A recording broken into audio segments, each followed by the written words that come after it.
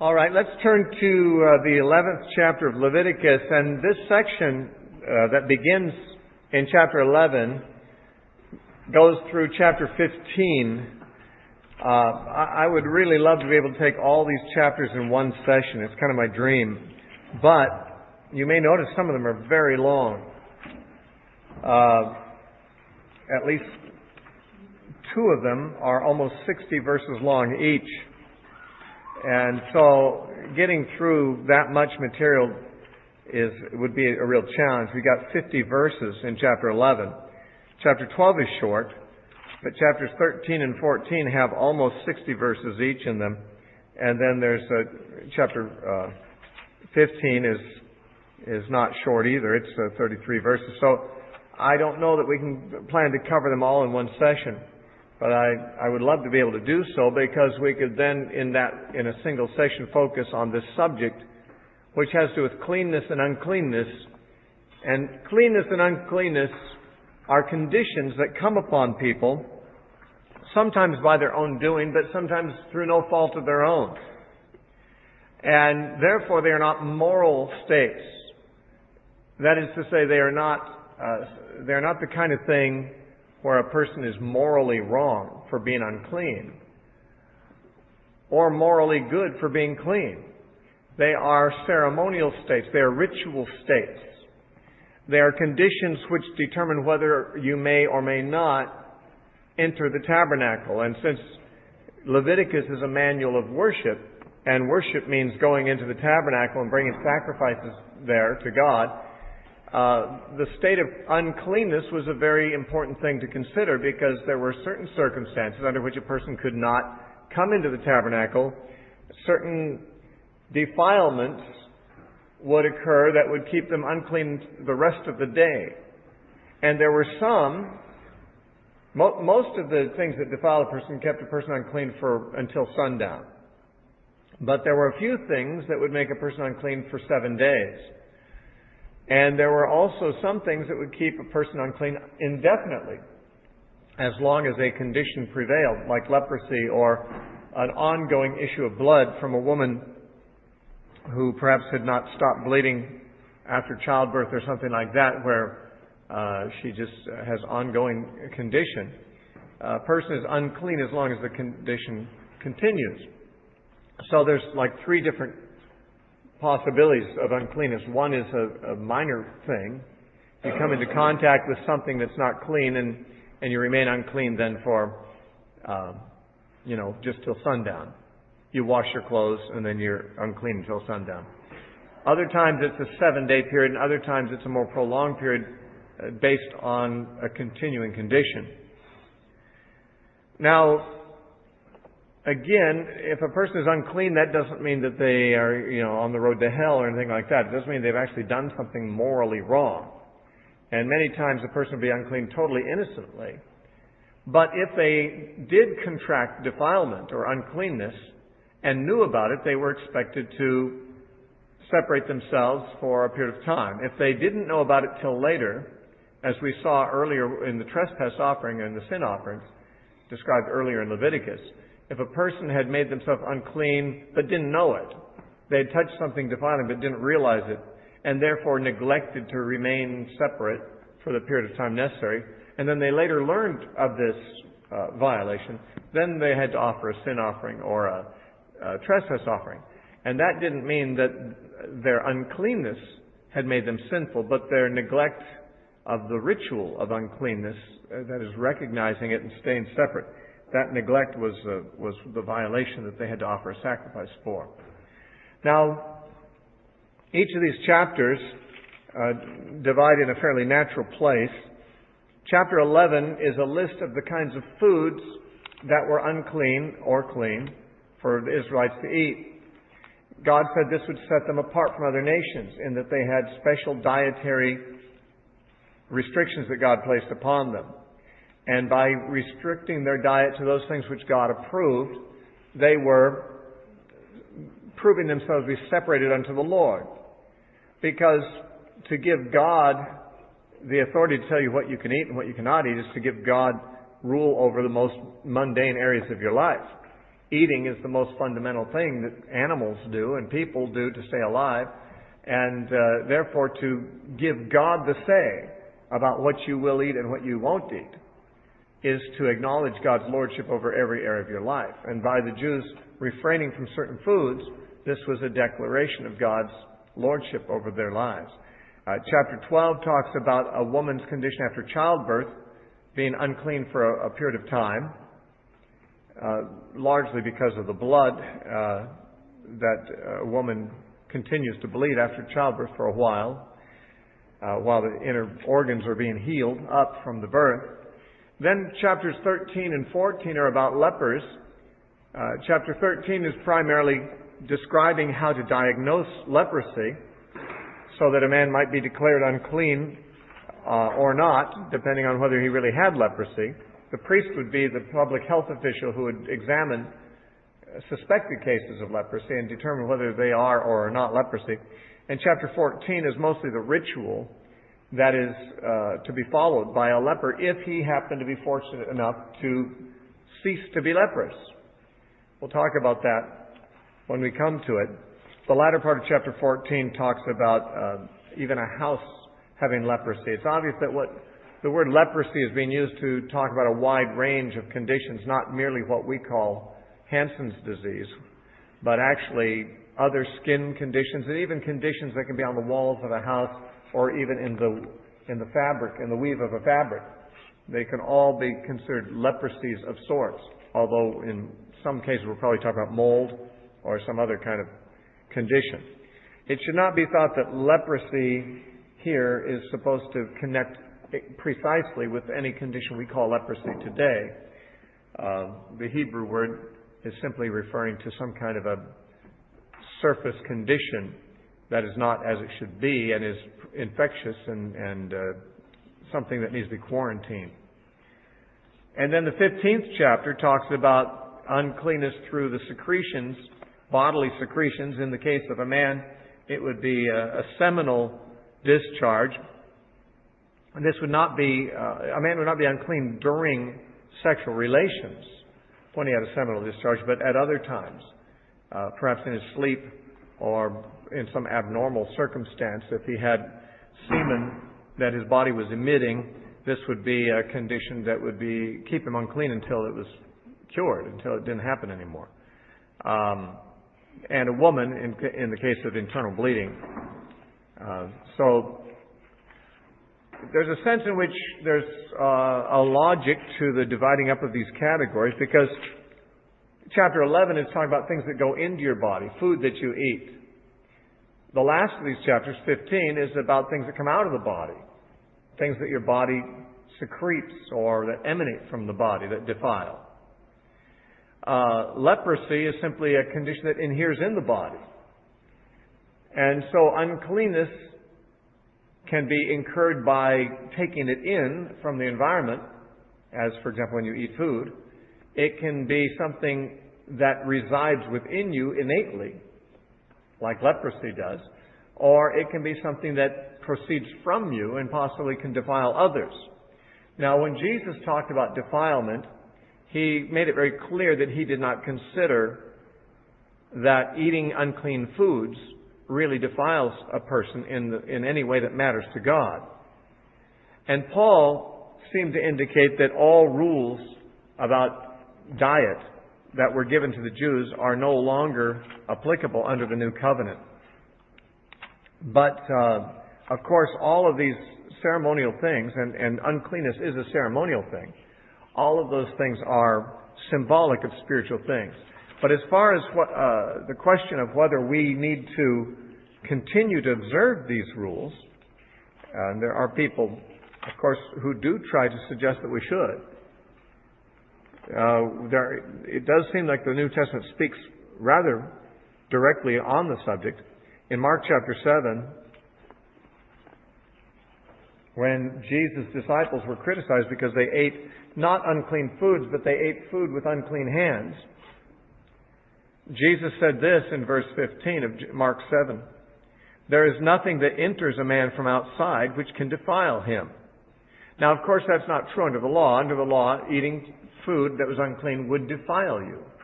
But Jesus is saying in the ultimate sense, as far as God is concerned, in the sense that God cares about you being defiled or not defiled, it's not going to be determined by things you put in your mouth, things that go into a man from outside. But the things which come out of him, those are the things that defile a man. And he talks about how that is because those things come out of the heart. And he says in verse 18, he said to his disciples, "Are you thus without understanding also? Do you not perceive that whatever enters a man from outside cannot defile him, because it does not enter his heart, but his stomach, and is eliminated?" And it says, "thus purifying all foods," or thus declaring all foods to be clean. Jesus therefore seemed to suggest that there's nothing unclean that we are forbidden to eat. In 1 Timothy chapter 4, Paul said in the opening verses, 1 Timothy 4, 1 through 4, or through 5, I should say, "Now the Spirit expressly says that in the latter times some will depart from the faith, giving heed to deceiving spirits and doctrines of demons, speaking lies in hypocrisy, having their own conscience seared with a hot iron, forbidding to marry and commanding to abstain from foods, which God created to be received with thanksgiving by those who believe and know the truth.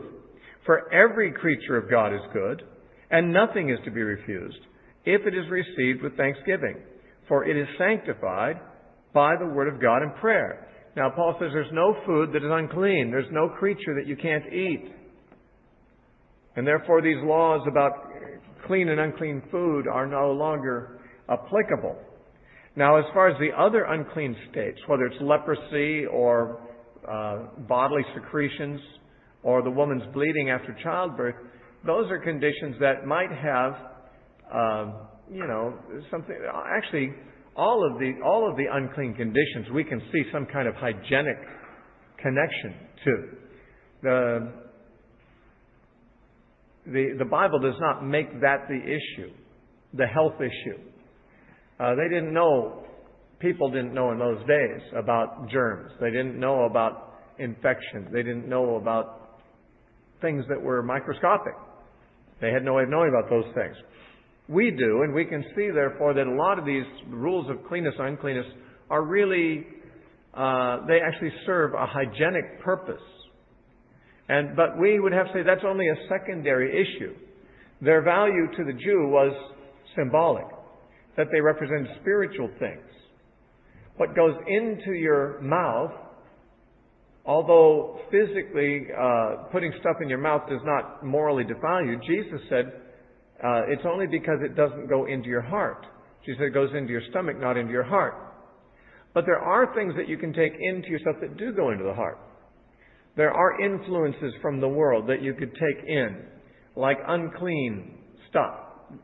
There's forms of entertainment. There's a certain company, which if you kept, it's not really fit for Christian consumption. It's taking in spiritual influence from the world. And therefore, the eating of unclean foods, while it is not directly applicable to us today, it might still be instructive to us that there are things that do come into us, not so much through our mouth, but through our ears and our eyes, and even our imaginations, that coming in defile the heart. And let me talk to you about the clean and unclean foods here. It's quite extensive, this chapter. It's almost 50 verses. And I don't know that we need to read all the verses, but it first talks about the animals that were edible, that were clean, that were kosher, among the beasts of the field. And then it talks about the creatures that live in the water. And then it talks about what are called birds. And then it talks about bugs or insects. Now, I want to say that we're going to find some problems just in the terminology that's used here, because many people have found fault with these laws in that they are not scientifically or zoologically accurate. For example, it is said that the coney and the rock hyrax and the hare chew the cud. Technically, they don't. it is said, when it's listing the birds that may not be eaten, it includes a bat. A bat is not really a bird. A bat is a mammal. When it talks about insects, it talks about those who go on all fours and that have 4 feet.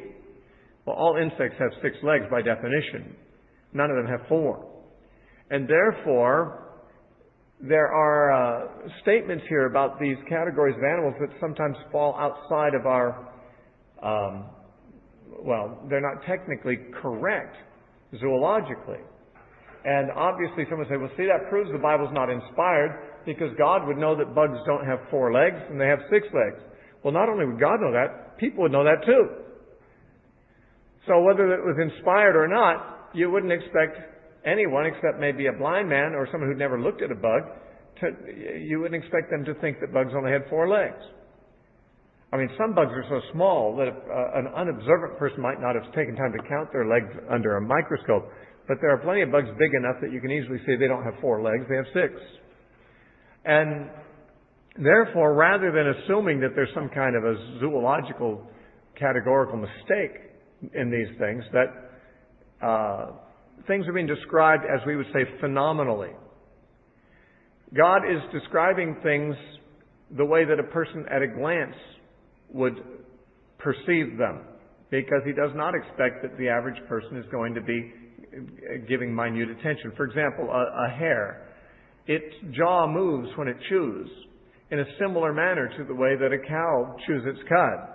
Now, a hare does not chew cud. It does not have 4 stomachs. It's not a ruminant. And anyone who'd ever butchered a hare would know that. And people in ancient times had done so. They ate rabbits. And, it doesn't take modern science to tell us that a rabbit doesn't have 4 stomachs. Therefore, it's simply the way a rabbit looks that is being described. It looks like it's chewing the cud. A bat, anyone can tell that a bat doesn't have feathers, and it's not a bird, doesn't have a beak. You wouldn't have to be scientifically sophisticated to know that. But it flies, and obviously what is being described here is the list of all flying creatures that might look tasty. There's certain flying creatures that cannot be eaten. Now, certainly the bat is listed among the fowl or the birds. But you see, we use the word bird to classify a certain set of characteristics that we, since the time of Linnaeus in the early, 19th century. He's the taxonomer who put animals in their present categories. When modern taxonomy puts creatures into the category of reptile or bird or mammal based on a set of characteristics that we have decided are going to define that category. So a bird, by modern definitions, is a creature that has feathers, that lays eggs. A bat would not be that. But if ancient people preferred to use the word bird for anything that flies, who's to say they can't use that term? I mean, they didn't have to follow the modern taxonomical designations. Likewise, when Jesus said that Jonah was swallowed by a whale, and the book of Jonah says it was a great fish. People say, oh, well, whales aren't fish, so this is wrong. They think, the biblical writers thought a whale was a fish. Well, maybe it was a fish by their way of categorizing fish. We call it a mammal because we are making a separate class of animals that have hair and that nurse their young with, milk and so forth. But if ancient people want to say everything that lives in the sea, we call that a fish, who's to stop them? Why couldn't they do that if they wanted to? Now, the business of the bugs having 4 legs or walking on all fours, it is truly surprising to find that expression here. But I think walking on all fours is simply a reference to walking not upright, but walking on one's belly like animals walk on all fours. But it wouldn't take a scientist to observe that bugs have more than 4 legs. They do. So I'm going to have to say that the listing is given to describe things as they appear at a glance, rather than the way someone would know things are if they took a close look at the animal. And certainly it would be a mistake to think that ancient people had never taken close looks at animals before. Certainly they knew those things, as also God did, and there's not I think it's unfair to suggest they're making some kind of a pre-scientific mistake here. It doesn't take scientific sophistication to recognize that these things are not technically correct. But the ancients were not so interested in technical correctness as we are. We're a scientific age. Technical things are important to us, not so much to them. Now it says, the Lord spoke to Moses and Aaron, saying to them, speak to the children of Israel, saying, these are the animals which you may eat among all the beasts that are on the earth. This is the basic rule in verse 3. Among the beasts, whatever divides the hoof, having cloven hooves, and chewing the cud, that you may eat. Now, chewing the cud is a term that means ruminating. A certain class of animals ruminate. That means they have multiple stomachs. They chew their food for a while. They swallow it into one of their stomachs. They then regurgitate it back into their oral cavity and chew it some more, and swallow it again.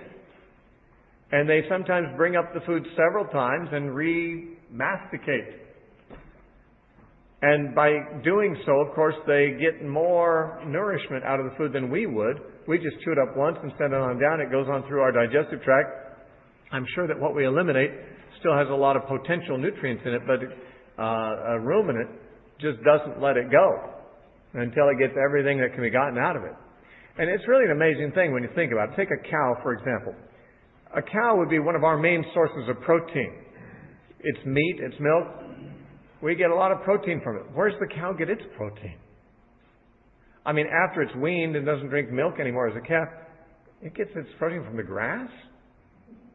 It has to get it from there, unless it's corn-fed. But, the cattle in ancient times were not corn-fed cattle. They ate grass.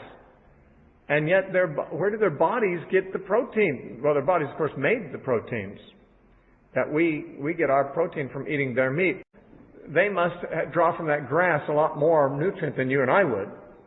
Because if I ate grass, I wouldn't get a lot of protein out of it. I don't think my body would produce a lot of protein from it.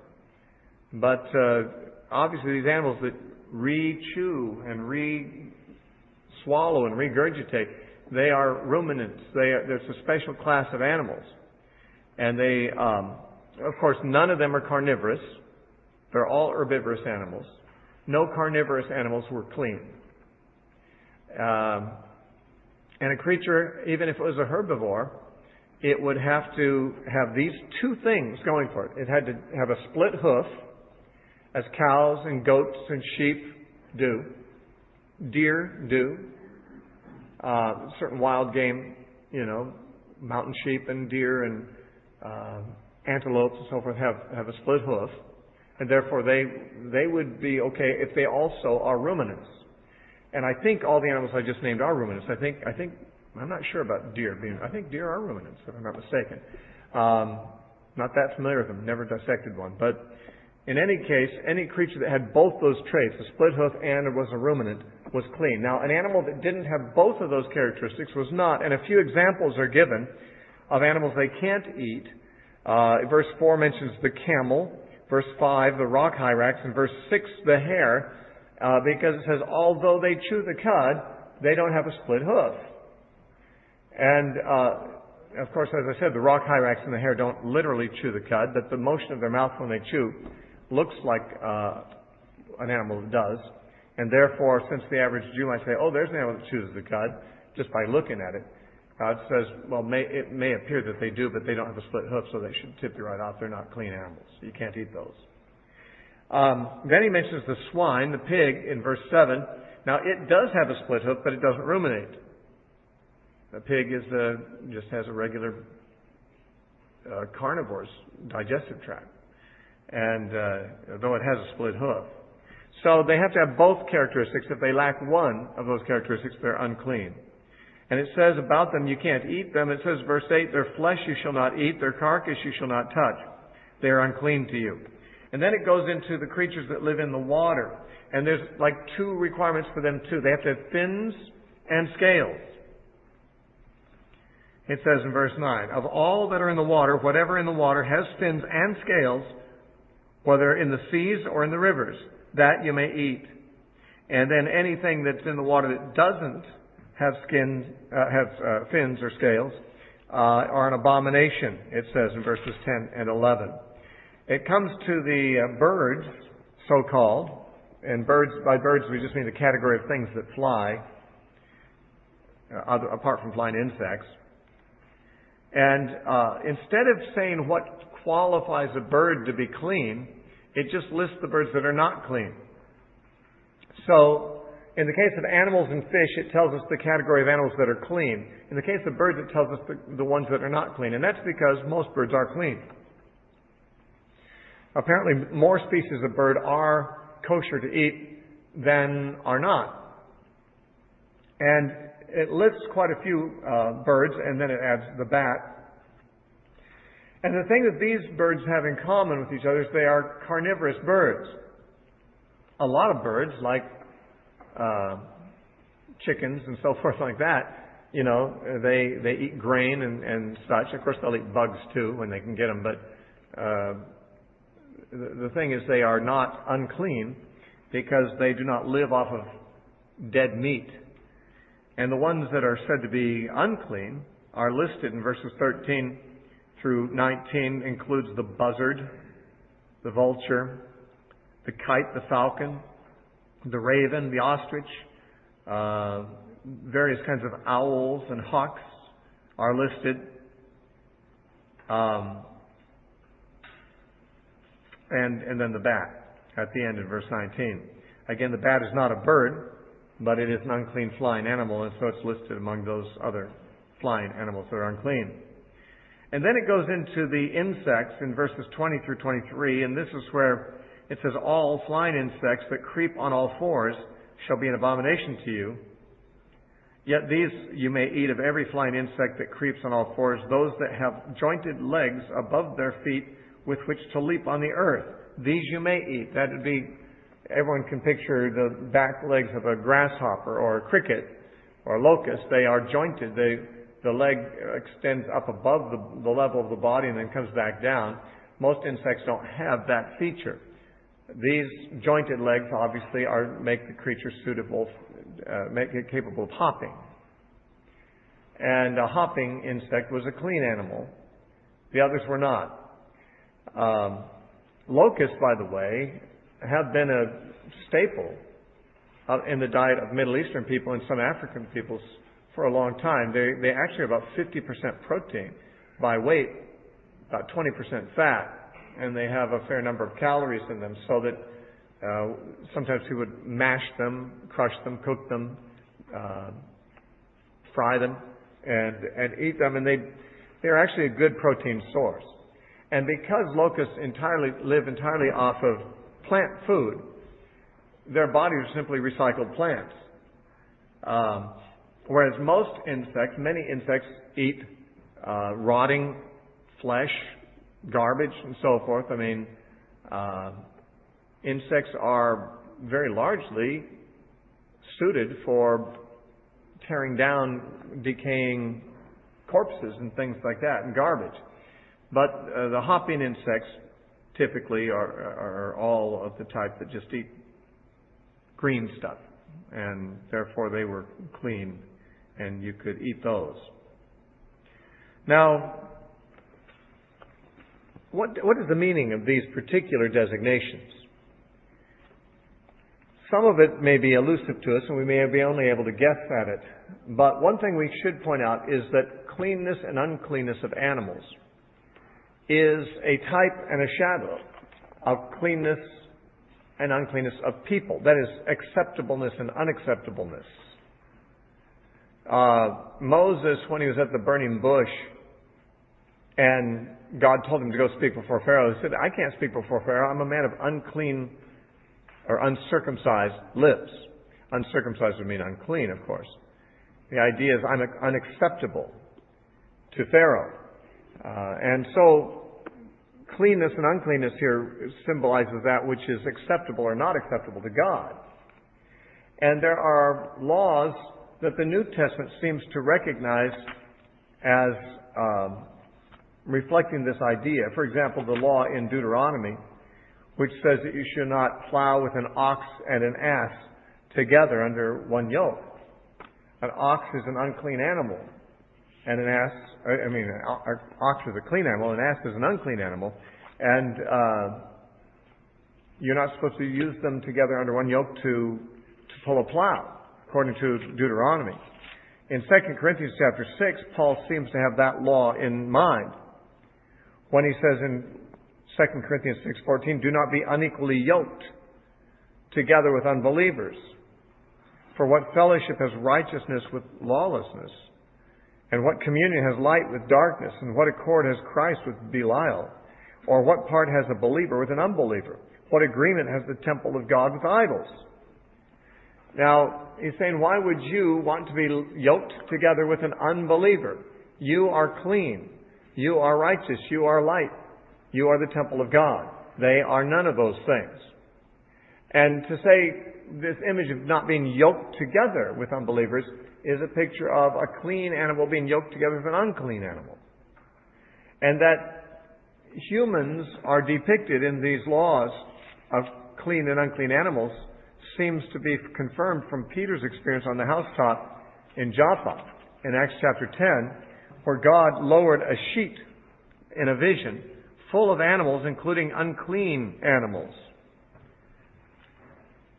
It says of Peter in Acts 10:11, he saw heaven opened, and an object like a great sheet bound at the four corners, descending to him and let down to the earth. In it were all kinds of four-footed animals of the earth, wild beasts, creeping things, and birds of the air. Many of those would be unclean. And a voice came to him, "Rise, Peter, kill and eat." But Peter said, "Not so, Lord, for I have never eaten anything common or unclean." And a voice spoke to him again the second time, "What God has cleansed to you must not be called common." What God has cleansed, you must not call common. This was done 3 times, and the object was taken up to heaven. Now later, Peter recognized what that meant when he was sent to the house of Cornelius. He then realized that he was not to call any man unclean. You see, Cornelius was a Gentile. He recognizes that it is the Gentiles whom he as a Jew thought were unclean that are represented by these unclean animals in the vision. And that God had said to Peter, don't object to them. Don't call them common or unclean, what I have cleansed. And it's therefore made clear to him that the unclean animals in his vision were a representation of unacceptable people, Gentiles in that case. And so when we look at the things that make animals clean or unclean, we might think there's something symbolic about those traits that characterize certain people as clean or unclean. And I honestly would have to say it's a measure of speculation we have to bring to the matter, because it's never explained to us in the Bible. The animals that were clean had a cloven hoof and they were ruminated. They chewed the cud. A cloven hoof, that is a split hoof, would make a distinctive kind of walk. A creature with a split hoof would walk somewhat differently, would have a different kind of contact with the earth in its walking than an animal with any other kind of a foot would. It had its own distinctive walk. And if it chews the cud, we might suggest that this has to do with somebody who ruminates. Even one who ruminates on the Word of God, which is what meditation suggests. Meditating on the Word of God is a form of mental rumination. And so somebody whose thoughts are fed by ruminating on the Word of God, somebody who walks differently, whose contact with the world in his walking and his living is somewhat different than others, might be suggested by these traits. In any case, all who did not have those traits were unclean animals and could not be eaten. Now, the animals in the sea, whatever had fins and scales. Now, again, it's entirely speculative what those traits might represent. It's possible that the scaly exterior of a fish is thought to be protective against the environment, and that which keeps the environment from penetrating the animals through the skin. Now, I'm not sure that animals without scales would have the water penetrate them through the skin. I guess they do have to take in their liquid through their skin. I'm not really sure that scales have that function, but it's possible that the scales, like the scales of a reptile, are considered to be protective against, the outside environment, like that of Leviathan, where his scales cannot even be pierced by arrows. It's his protective covering. So a fish with scales might be thought to be protected against the intrusion of the environment. The fish is surrounded by water, and it's wet, but the water doesn't get inside it. I remember a Puritan writer once making this point, that fish live in salt water, but their flesh is not salty, because the salt of the environment doesn't penetrate through their skin. And Christians who live in the world need to be able to live in the world and not, as it were, be of it, not have the world's influence penetrate them. They need to be like fish who live in an environment that does not actually penetrate them and influence their own character and their own flavor. As far as the fins are concerned, I assume fins on a fish are used for steering, guiding. The tail propels a fish forward, but the fins direct it like a steering mechanism. So they're self-guided. Unlike, say, a jellyfish or something like that, which doesn't have any way of guiding itself where it goes, it just flows with the tide. The fish determines its own way by use of its fins. And therefore, it could be a similar thing to even what we're talking about with the animals. The creature that doesn't have the environment invading it, it lives in an environment, but the environment is held out by the scaly exterior of its skin. But it directs its own way. It doesn't just let the tides determine where it will go. Its walk, its swim is distinctive and is governed by its own choices rather than by the tides and the currents of the world or whatever. It's hard to know if those things represent that or not. But we'll just have to leave that in the realm of total speculation. In verse 24 it says, "By these you shall become unclean. Whoever touches the carcass of any of them shall be unclean. Whoever carries part of the carcass of any of them shall wash his clothes and be unclean until evening." And this was the remedy for this kind of uncleanness, as being unclean till evening after washing your clothes. And that was all there is to it, if you touch one of these bodies. Obviously, if you ate them also. And it also lists some other creeping things that are unclean. Verse 29 says, "These also shall be unclean to you among the creeping things that creep on the earth, the mole, the mouse, the large lizard after its kind, the gecko, the monitor lizard, the sand reptile, the sand lizard, and the chameleon. These are all unclean to you among all that creep. Whoever touches them, when they are dead, shall be unclean until evening." Now it says, anything on which any of them falls, like if a lizard falls off your wall and lands on something in your house, then that lizard is an unclean thing. If a mouse jumps from a ledge and falls onto your bed or something like that, if one of these things falls on something, then that thing becomes unclean also. That's verse 32. "Anything on which any of them falls when they are dead shall be unclean." I guess if you swat a fly on the wall and its carcass falls down on something, it makes that thing unclean. It says, whether it's any item of wood or clothing or skin or of sack, or whatever item it is, in which any work is done, it must be put in water, and it shall be unclean until evening. Then it shall be clean. "Any earthen vessel into which any of them falls, you shall break, and whatever is in it shall be unclean. In such a vessel, any edible food upon which water falls becomes unclean, and any drink that may be drunk from it becomes unclean." Now, in an earthen vessel, because it's porous, I suppose, it'd be considered impossible to clean it adequately after uncleanness has come into it. This would reflect, from God's point of view, hygienic concerns. From the Israelites' point of view, they wouldn't have any reason for coming up with a rule like this.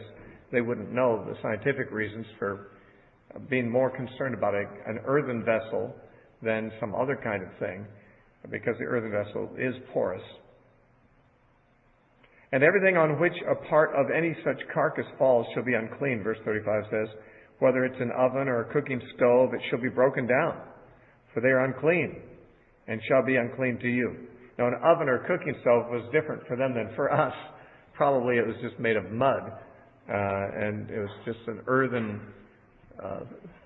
thing made out of earthen blocks or something that they put a grill on. And if it became unclean, they had to tear it down and build a new one from scratch, apparently. Nevertheless, a spring or a cistern in which there is plenty of water shall be clean, but whatever touches any such carcass becomes unclean. So if a dead carcass of an unclean animal falls into, let's say, a river or a spring or something where there's fresh water coming up behind it, that means the uncleanness will be washed downstream. The entire source of water is not then considered unclean. Although, of course, you don't want to drink the water below the carcass because you may get giardia. But presumably this means when there's so much water that it washes away the uncleanness, and then you don't have to just consider the whole thing perpetually unclean. Verse 37, if part of any such carcass falls on any planting seed which is to be sown, it remains clean. But if any water is put on the seed, and a part of any such carcass falls on it, it becomes unclean to you. That is, if the seed has sprouted, if it's gotten wet and sprouted, then of course the protective shell of the seed has been cracked open and uncleanness can penetrate into the plant. Whereas if the seed is dry and you find a dead mouse in your grain stack, you don't have to throw out all the grain. You just get rid of the grain that was touching the dead mouse, the dead thing.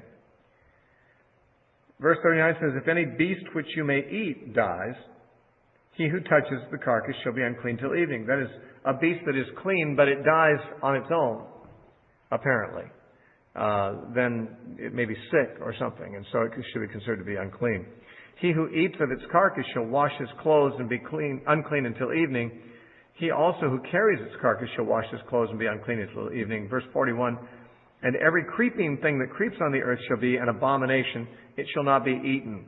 Whatever crawls on its belly, whatever goes on all fours, or whatever has many feet, among all creeping things that creep on the earth, these you shall not eat, for they are an abomination. You shall not make yourselves abominable with any creeping thing that creeps, nor shall you make yourselves unclean with them, lest you be defiled by them. For I am the Lord, your God. You shall therefore sanctify yourselves, and you shall be holy, for I am holy.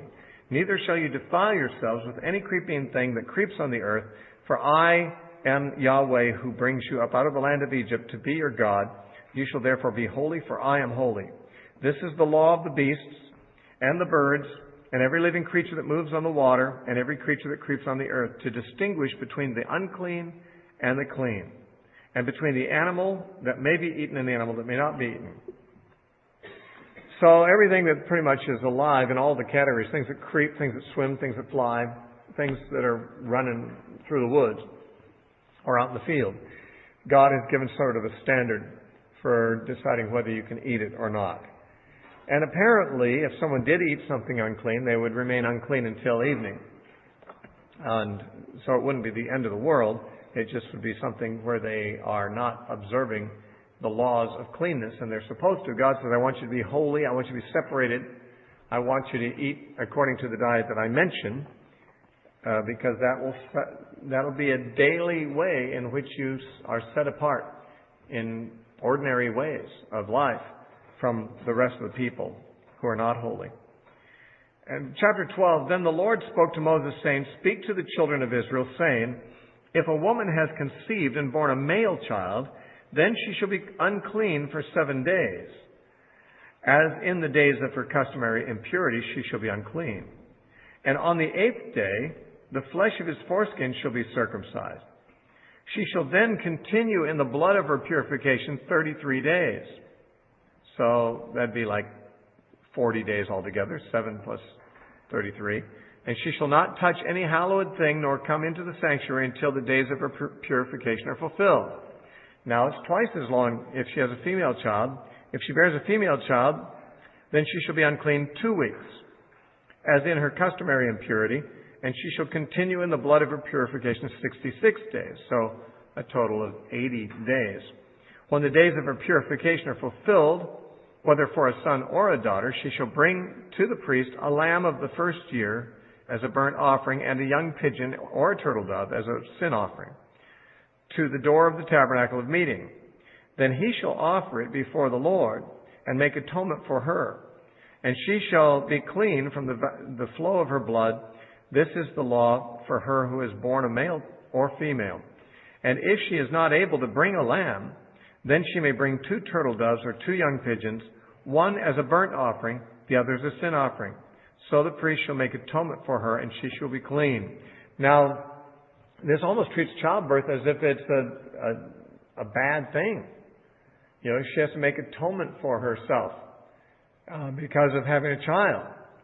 Having a child makes her unclean. Well, this is probably for symbolic reasons, because human beings are sinners. And although the Bible indicates that having children is a good thing, it's a blessed thing for people to have children, yet bringing a child into the world is bringing another sinner into the world. It's adding to the sum total of sins that are going to be committed in the world. Of course, if the child turns out to be righteous, it may also add to the sum total of righteous things done in the world. But nonetheless, it's guaranteed it'll be a sinner. There's no guarantee that the child will be righteous, but there is a guarantee that it'll sin. And therefore, bringing another sinner into the world is something that is commemorated by, this condition of defilement. And therefore, offerings have to be offered to counteract that defilement. Now, it's not clear why a male child and a female child are not treated the same way in terms of how long the mother is defiled. Certainly in the case of the mother's physical condition, it wouldn't be any different. A woman does bleed for some weeks after having a child. The assumption here seems to be that after 40 days, probably the average woman would no longer be bleeding. If she was still bleeding, she'd have to remain unclean until she stopped. And some women have conditions where the bleeding just doesn't ever stop, like the woman who had a flow of blood for 12 years that was healed by touching the hem of Jesus' garment. She'd been unclean the whole time. But the average woman is going to stop bleeding within a few weeks after having the child. The healing of the womb and the placenta and so forth it takes some time to take place.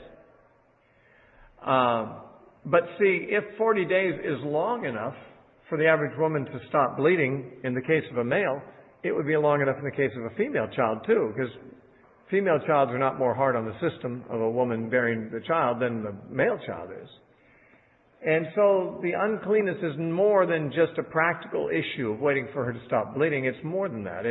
There's symbolism in it, as in all these rituals.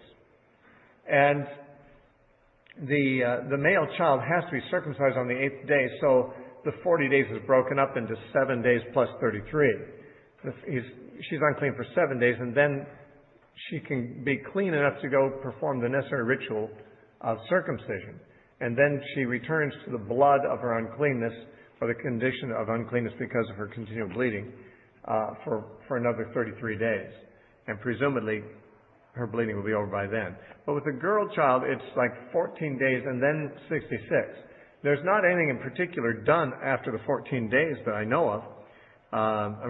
The female child is not circumcised, and there's no, there's no particular difference between the first 14 days and the last 66. It's just that it's twice as long.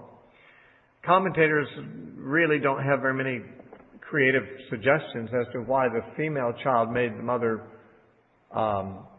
unclean longer, except they suggest perhaps because the female child will herself become a mother and will bring more babies into the world, more defiling human beings into the world, and therefore that is commemorated by the fact that a girl child is going to be probably grow up to have more babies, and therefore the sinners that she will someday bring into the world are suggested by this extra period of defilement after she's born. Ordinarily, at the end of the period of defilement, whether it is 40 days or 80 days, the woman would bring a lamb for a burnt offering, and then a young pigeon or a turtle dove as a sin offering to the temple or tabernacle. And there the priest would offer these things as her atonement. But it does make special provision for the poor. If the poor can't afford to bring a lamb, they can bring 2 birds. One, as in the first case, would be a sin offering. The other would be a burnt offering. And therefore, instead of a lamb and a bird, you got 2 birds. It's a lot cheaper. A bird is a lot cheaper than a lamb. And this is the law that is actually referred to in Luke chapter 2, which speaks of what Mary did. Jesus, of course, like any other child, when he was born, subjected his mother to this ritual of uncleanness. Although bearing Jesus was actually bearing someone clean rather than unclean, not bearing a sinner into the world, but it still led to the same, condition of bleeding and things like that, which would make a woman unclean for the time being. And at the end of that time, Mary would bring the proper sacrifice to end her ceremonial uncleanness. You read about it in Luke 2:22 and following. It says, "Now when the days of her purification, according to the law of Moses, were completed," that means the 40 days, "they brought him to Jerusalem to present him to the Lord. As it is written in the law of the Lord, every male who opens the womb shall be called holy to the Lord." Now, Jesus was presented on this occasion for 2 reasons. One, he was presented because he was a firstborn. All the firstborn had to be presented to the Lord. And then she also had to offer these other sacrifices for her own purification. This was done at the same time. And it says in verse 24, "To offer a sacrifice according to what is said in the law of the Lord, a pair of turtle doves or 2 young pigeons." Which shows, of course, that she did not bring a lamb and a bird. She brought 2 birds, thus taking advantage of the special provision that was made for the poor in Israel in these hardship cases.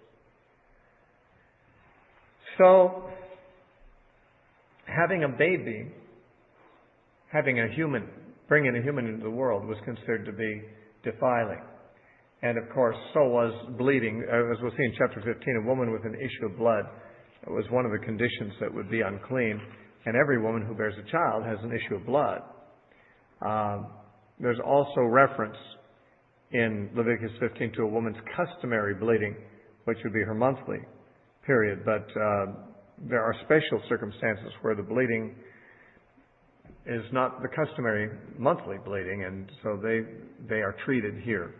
The Bible actually does, in these places, talk about what we might call intimate matters.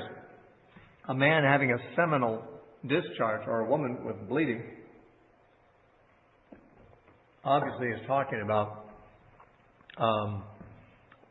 a malfunction, I suppose we could say, of the reproductive tract. And perhaps what is being suggested here is that because of sin, all human reproduction is malfunctioned. That is to say, we bring sinners into the world instead of non-sinners. If Adam and Eve had not sinned, their children would have been innocent and pure like they were. But after they sinned, what they brought into the world was defective. What they brought into the world was a sinner like themselves. In a sense, the whole process of human procreation and reproduction was damaged and was made unclean. Not that there is something sinful about reproduction, but rather that it brings defilement into the world.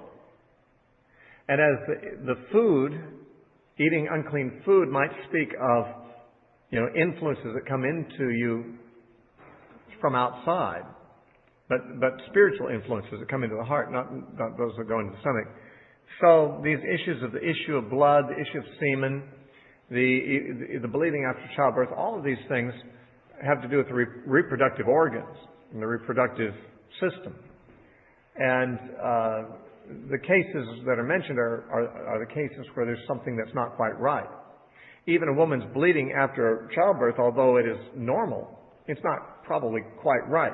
If there had not been the fall, she would not have had the same complications in childbirth. Probably there wouldn't be this period of bleeding afterwards. We don't know what it would have been like because no human beings ever bore a child before the fall. But we do know that as a result of the fall, she was to have greater pain and greater difficulty in childbirth. And so we might assume that if not for the fall, there wouldn't be this bleeding, this uncleanness and so forth associated with bearing children. And so just the sinfulness of humanity, even from birth in a sense, that every baby is a new sinner in the world, is apparently commemorated by these unclean states associated with reproduction.